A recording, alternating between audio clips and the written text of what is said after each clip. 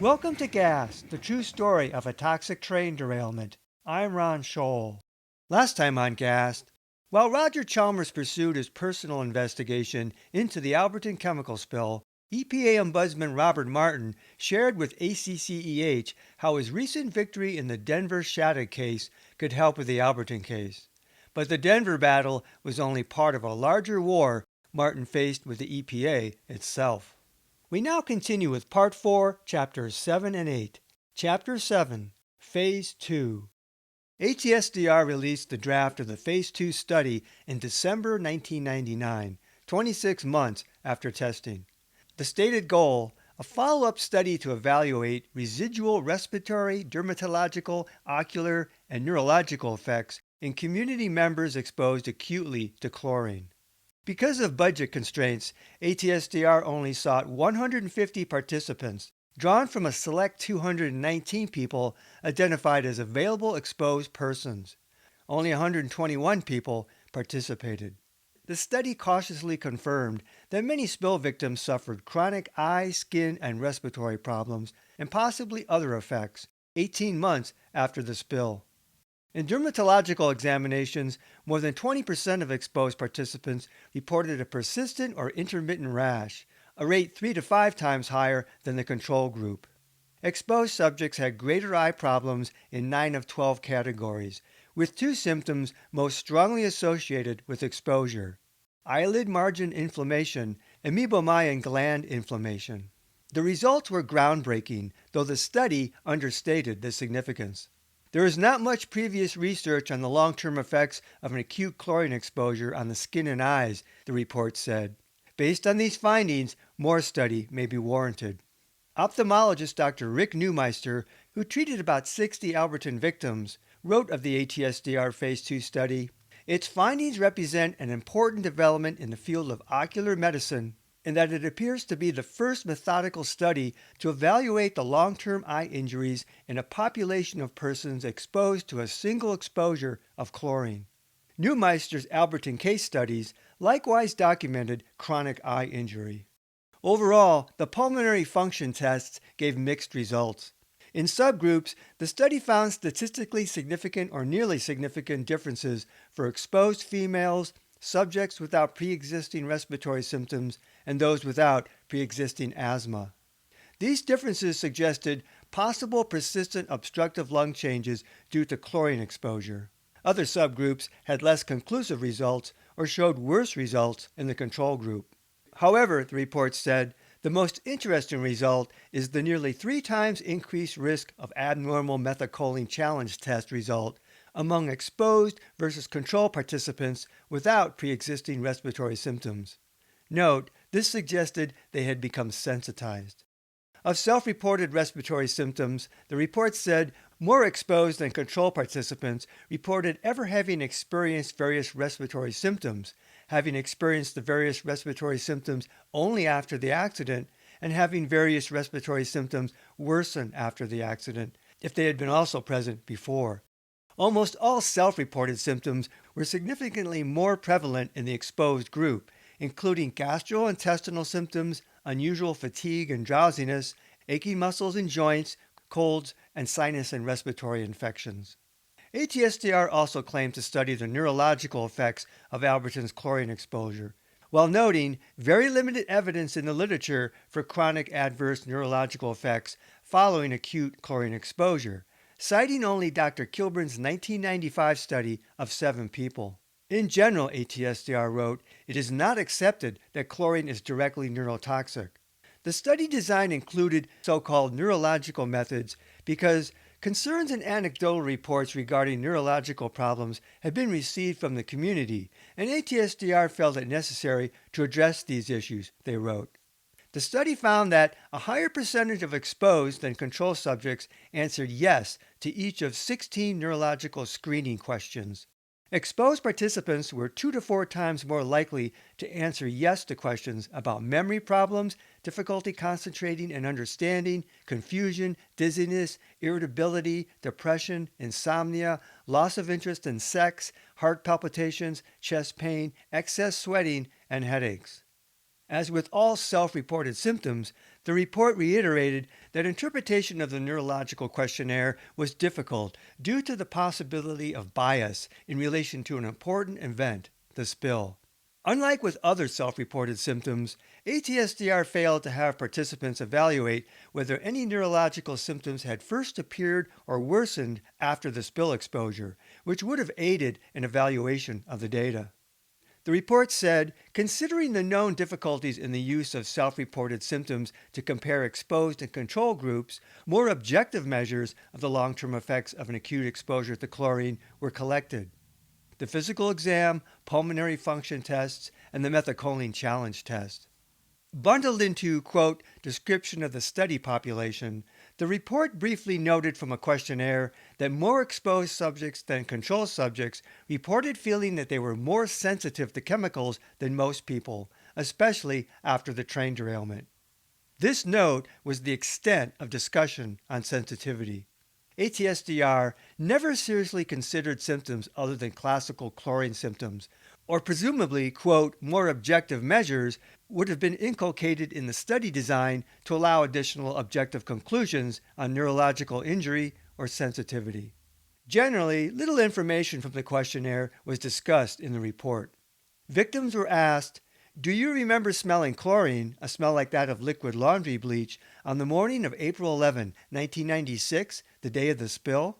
And do you remember smelling chlorine at the accident site? No question asked about any other smell, despite many anecdotal reports of a pesticide-like smell and mercaptan odors. The ATSDR study never seriously considered spill-related exposures other than to chlorine.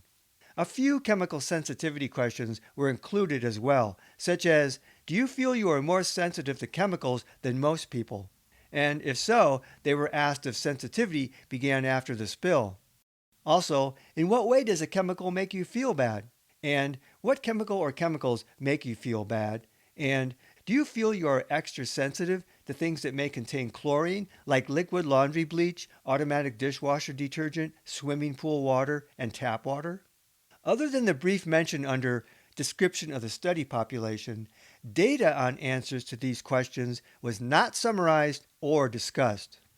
ATSDR chose not to study chemical sensitivity from the spill, despite that sensitivity was one of the major complaints victims reported directly to ATSDR. Incidentally, in their literature review, ATSDR noted, quote, there have been reports of individuals with one acute exposure to chlorine who appear to be suffering chronic respiratory effects from the exposure.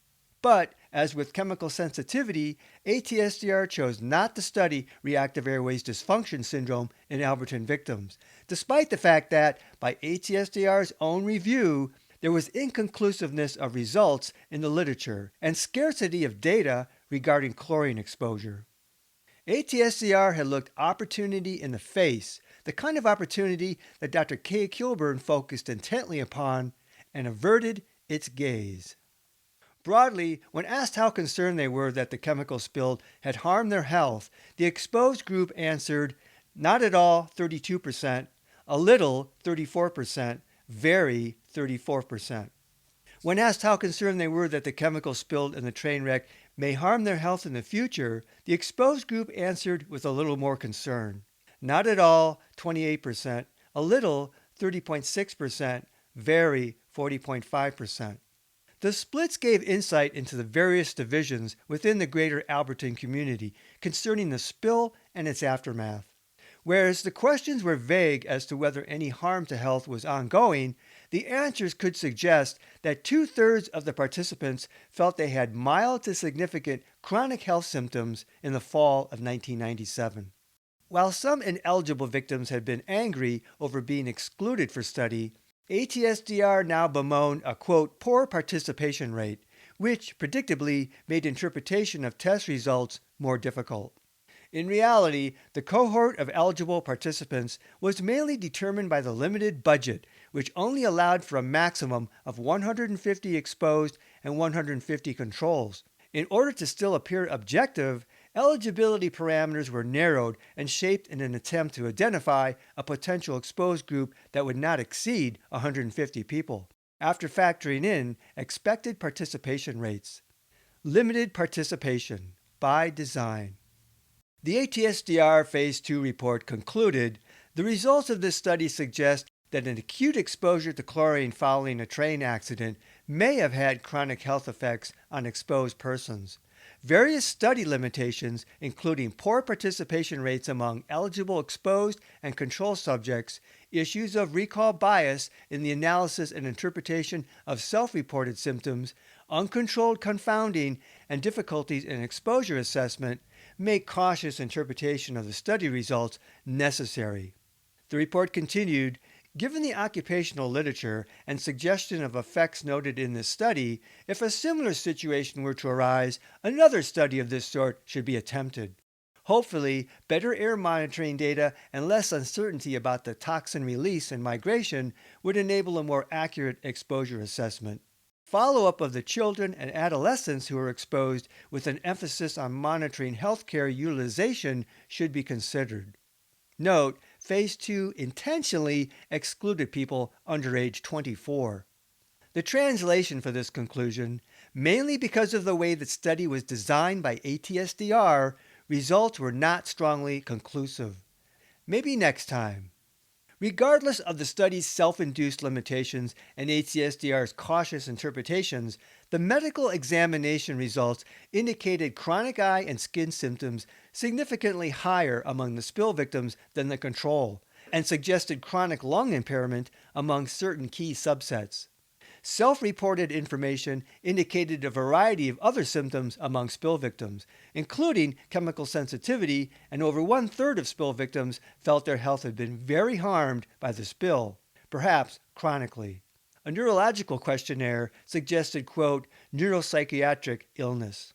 Yet, ATSDR failed to meaningfully study neurological effects, RADS, or reactive airways dysfunction syndrome, or chemical sensitivity resulting from the spill, by design. Additionally, neither phase examined psychological effects of the Alberton spill, an emerging field at the time and one recognized by ATSDR. ACCEH issued a press release scathing ATSDR for taking 26 months to complete the Phase 2 health study. Hodges found out through Bacchus's office that through 1999, ATSDR spent $476,000 on studying Alberton. Hodges wrote, "Think about what could have been accomplished with this money if those dollars had been directly funneled into the community to address chemical injury, and ATSDR has simply squandered it." The Missoulian briefly reported that victims of the, quote, chlorine spill appeared to have lingering health problems from the exposure, inciting ATSDR's conclusions. There's long-term health effects, Ellen Leahy admitted. The Missoulian had not reported on chronic effects of the spill since their anniversary report in 1997. At the December public session in Alberton, ATSDR sent forth Dr. Oleg Muravov and Fran Bove of the Division of Health Studies to answer questions. Unfortunately, neither one helped design study protocol or helped with testing, so there were many questions they couldn't answer. This made it easy for ATSDR to publicly avoid accounting for the decision-making. Despite the pitch ATSDR had made to residents in 1997, Bove said the study was not a comparison study. They had not tracked Phase 1 participants to compare how individuals had done over time. This admission blew away all the rationales ATSDR had emphatically made to exclude people not part of Phase 1 in basing protocol on a so-called follow-up study. Muravov and Bove also emphasized that the so-called neurological testing, like the other self-reported symptoms, didn't prove much. The bottom line seemed that ATSDR added the neurological questions to present a facade of responding to victims' concerns. The avowed goal of studying neurological effects was a sham. In terms of all non-classical chlorine symptoms, such as RADS, multiple chemical sensitivity, and neurological problems, The Phase 2 study was devoid of significant investigation and medical inquiry. In 1993, the California Department of Health Services developed multiple chemical sensitivity questionnaires, medical tests, and study designs for ATSDR in the event of a community-wide chemical spill. None of these were used following the Alberton spill, the very sort of event for which they were designed. ATSDR intentionally chose not to study MCS, RADS, and neurological symptoms from the Alberton spill. The Phase 2 results were publicized in the local media, and the report was available through ATSDR, but ATSDR made no attempt to directly inform victims of the results. Concurrent with the release of the Phase 2 study, ACCEH contacted the ATSDR Ombudsman, a role Ron Wilson inaugurated in 1998. Robert Martin had warned that the ATSDR Ombudsman was created to shadow his own cases. Skeptical, but mindful of Martin's admonishment that a window of opportunity existed following Shattuck, Hodges wrote Wilson a lengthy letter in December 1999 complaining about the chronic lack of leadership, lack of professionalism, and the total lack of appropriate ATSDR response that we have experienced from ATSDR. She called for a new CAG and new needs assessment and inclusion of all stakeholders. Hodges' letter to Wilson had been partly prompted by the sudden death of an Alberton young man who had been hired by Montana Rail Link to steam clean carpets in the area after the spill. A bacterial blood infection killed him within 12 hours of the onset of symptoms, and many residents thought his immune system compromised by the spill. Unfortunately, Hodges later said cynically, the people dropping dead are the people not participating in the studies. Ombudsman Wilson replied that he would look into visiting Alberton and perhaps have a meeting for fact-finding, he said. Wilson never met with Alberton residents. Despite ATSDR's promise to stay in Alberton as long as it takes, ATSDR had phased out of Alberton.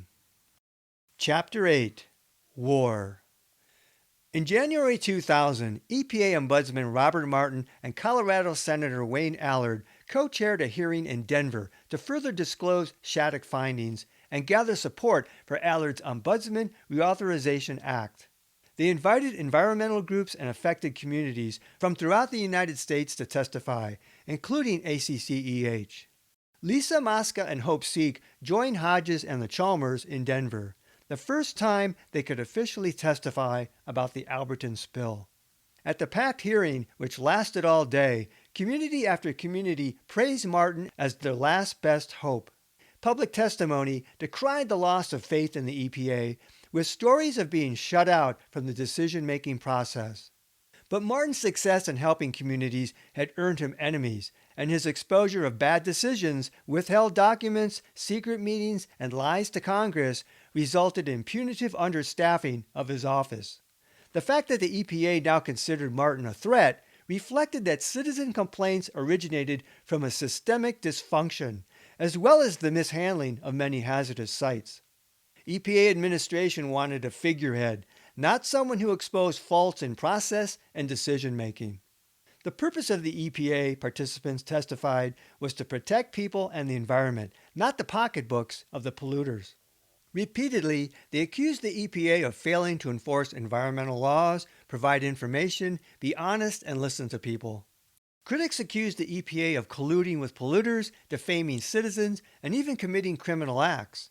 Citizens referred to Martin as the only one who truly listened and made a difference. For Hodges, the hearing was unlike anything she imagined. Officials listened, sympathized, and promised investigations, offering real hope of results. It was nothing like dealing with the black holes of Montana, Region 8 EPA, or ATSDR. Martin concluded, "I'm grateful for you all being here, and I want to note for the record simply that I will continue doing this job." EPA administration criticized him for taking the side of citizens, but Martin, a descendant of a millennial line of chiefs, sought only to stand on the side of truth. Benjamin Disraeli once said, "Justice is truth in action." So, making truth in action is consistent with who I am, Martin said. For his grateful supporters, Bob Martin was a real-life action hero. On February 2000, 12 empty cars of an MRL train derailed between Petty Creek and the Natural Pier Bridge as the crew backed up to check on a possible defective car. 2 cars rolled down the steep bank into the Clark Fork River. Despite the slow speed and routine procedure, MRL blamed the sharpness of a curve for the derailment. Soon after, Beverly Ridenauer stopped by Hodges' home in Missoula. Upset, she had called Kirsten Forsyth at Senator Baucus's Missoula office, wanting to know what would it take to get MRL to clean up their act. She was still upset. Ridenauer recounted the conversation to Hodges. Ridenauer: "What do we do? Wait until it spills again and kills the whole town before you do a damn thing about it?" Forsyth: "Well, just what do you want us to do?" Ridenauer: "Well, you seem to have enough time to help the Libby people. Just why is it you don't have time to help the Alberton people? Just why is it that he seems to be so busy that he can't help us?" Because Baucus supported Martin's investigation, victims expected more from him. Senator Burns and Representative Hill had been black holes. Ridenauer and her husband took pictures of the latest derailment, and at the end of the train they saw chlorine tanks. Since the train was headed east, they were probably full. Ridenauer heard from a co-worker at Costco who knew MRL employees that this derailment had resulted from human error. Ridenauer: "You should have heard the people in Costco after this second derailment in Alberton. They were just throwing a shit fit about all of this hazardous stuff being transported across the rails. This is the second derailment in Alberton, they said. What if they had been transporting hazardous materials? What's going to happen when it spills in Missoula?" I said, "We've been trying to tell you people this for years." One co-worker wondered where Missoulians would evacuate. I said, "Well, there's only one little motel in Alberton. I just don't think there are enough rooms there to hold Missoula." He looked at me and said, "That's not funny." I said, "People in Alberton didn't think it was too damn funny either. But," I said, "we didn't get a whole lot of support out of the people in Missoula." He just kind of brushed it off. "Well, it was no big deal. MRL took care of you." I said, "Every time they derail, they're getting a little closer to Missoula, a little closer, a little closer." I said, "It's going to happen in your backyard, and you're going to want compassion from everybody around you. The people will say, 'Well, it's no big deal. MRL will take care of you.'" He said, "Well, didn't they settle with you?" I said, "I'll tell you something. I have 3 attorneys, and I'm still fighting, and I still ain't got a damn dime out of them." I said, "My family is sick, and we see every doctor there is to see, and we still don't have anything." He just looked at me, and I said, "Maybe you'd better look up an attorney right now, because you'll need one if something happens in your backyard, because they're not going to take care of you. We found that out." He just looked at me. Initially, news of this derailment spread by local residents, who contacted television stations and newspapers. The Missoula Independent later told ACCEH that MRL kept news of it off police scanners. "It went completely under the radar," Hodges said, prior to residents blowing the whistle on the stealth derailment. So much for Right to Know. In early March, Hodges and Mark Hansen received notice of intent to foreclose on their Alberton home. Their credit was so bad, Hansen couldn't refinance. When they had refinanced after the spill, the bank put an addendum on the property that lowered the value. If the brutal attack on Hansen in 1998 had been somebody's plan to ruin them, it had succeeded, Hodges said. Ever since the attack, they hadn't recovered financially, and now Hansen was temporarily laid off again. They owed $20,000 in medical bills and credit card debt and hadn't paid on the mortgage since last summer. And son Jesse had gotten worse. "When we started buying him inhalers, we stopped paying on the mortgage," Hodges said. "That's $200 a month, and that's what the mortgage runs. I don't know what we're going to do." Faith took a quantum leap that March when Roger Chalmers got a call that spread overnight throughout the ACCEH board. Hodges emailed the news. "The Ombudsman called Roger last night with the following news. Hold on to your hats, because it does not get better than this," she wrote. "Results of the meeting with the Senate Committee on the Environment? Baucus is balls to the walls on this and will no longer be swayed by corporate interests. We have his full support, and so does Bob. This might include Baucus meeting with us one-on-one. Bob has the full support of the Senate Committee for the Alberton investigation. The CDC is going to test us, the humans. Tissue, fat, blood, hair, and nail analysis, etc., etc. They want hard facts to be gathered. Please note CDC, not ATSDR. After the ER team and CDC have gathered the facts, there will be public hearings with depositions and a court recorder like in Denver. MRL will be asked to appear and answer for the 4 days of no on-site oversight, among other things, I am sure.